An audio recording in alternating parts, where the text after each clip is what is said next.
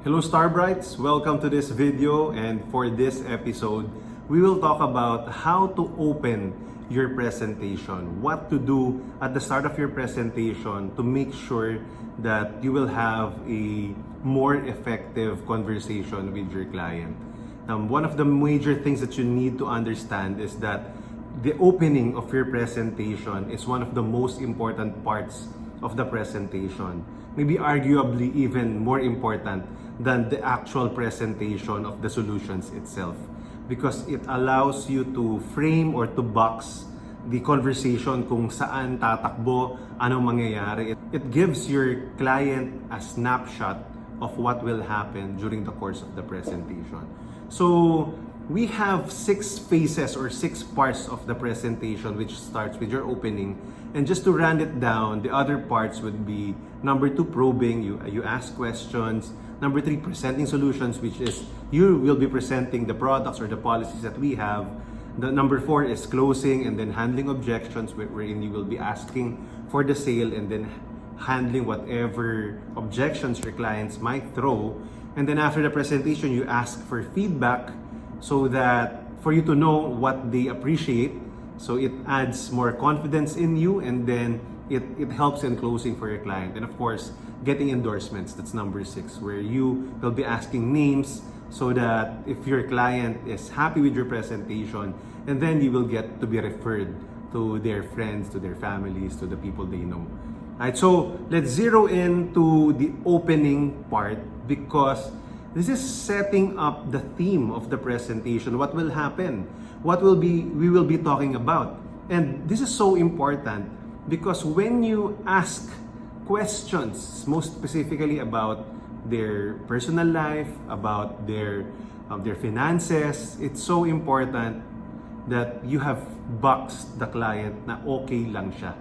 Right? So this will be acknowledging your clients, thanking them that they said yes to the meeting. Of course, part of that is building rapport in terms of you connecting with your client, finding a common ground.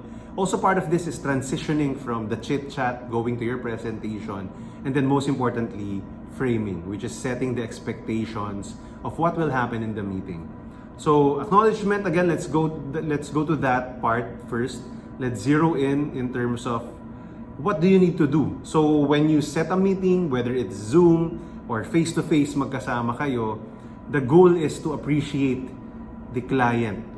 Look for anything, find anything that you can appreciate about your prospect. Whether this is being on time, saying yes to you even though they're busy, kung matraffic yan, nagpunta pa rin sila, kung umuulan yan or mainit yan, making them feel that they made the right decision meeting you in the first place. Alright, so the second thing is you gotta build rapport.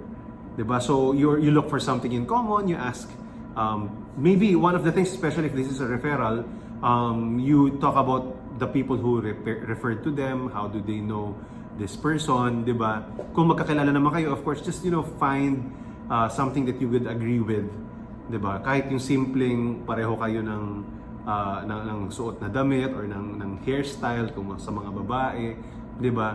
So you agree with one another. So don't forget to focus on the prospect rather than you talking too much. So you interview a bit, be genuinely interested with the prospect.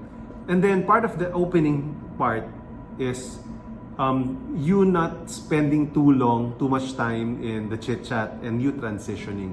So one of the best transitions that we use here is that, sir, I know that your time is so valuable and I don't want to take so much of it. Is it okay if we start?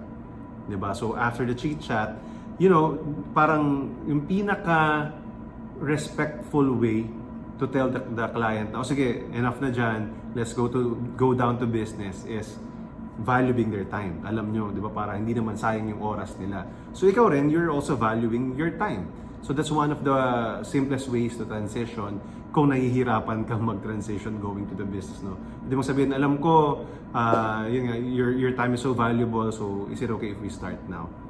Alright, so the most important part of opening is what we call framing, because imagine having a picture frame and then there's a picture inside or in between, di ba? Or at the center of that picture frame. So you begin to focus on the picture because there's a frame in it.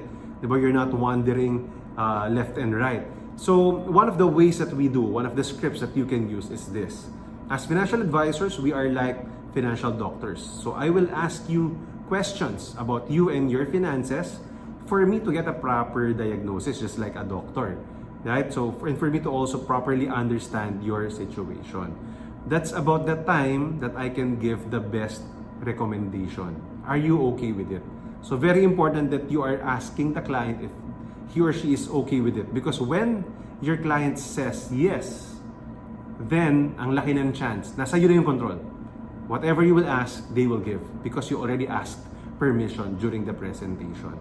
So part of that, sa second part B of your framing, you can tell them what we do. So if you've watched the first video of what we do as a financial advisor, our job as financial advisors, we say the point A, point B. So you can also paint that picture for them.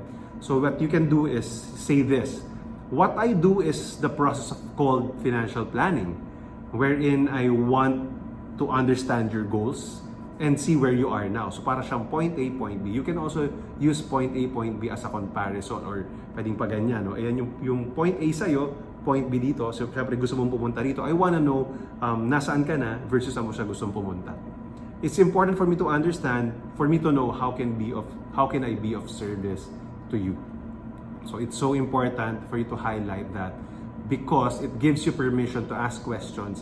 Ano yung goal niya? Ano na yung meron siya? So we're still in accordance to our basic template, which is coaching A and B, point A to point B.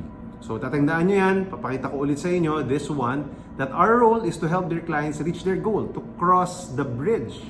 We actually help them build the bridge going from point A to point B. That's our goal.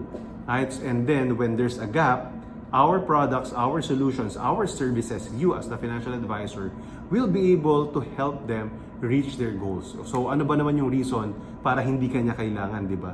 Kasi napakita mo na kailangan kanila because there's a gap and you will help them bridge the gap. You will actually hold their hands pagtawid ng bridge na yun. So, a few reminders, do not take your opening for granted. Do not take it for granted. Huwag mo tong skip tong part na to. Kasi dito pa lang malaki na yung potential ma-close. You're actually establishing yourself as a consultant, as an advisor really to a client. As if you're an accountant, as if you're the lawyer, as if you're the doctor. Kasi professionals tayo, ka-level natin yung mga yan. Ha? We're not lower than them. Hindi nyo kailangan yung tandaan. So when you establish the opening pa lang, now you can really ask questions and then give your recommendation. This is one of the most important parts of the presentation.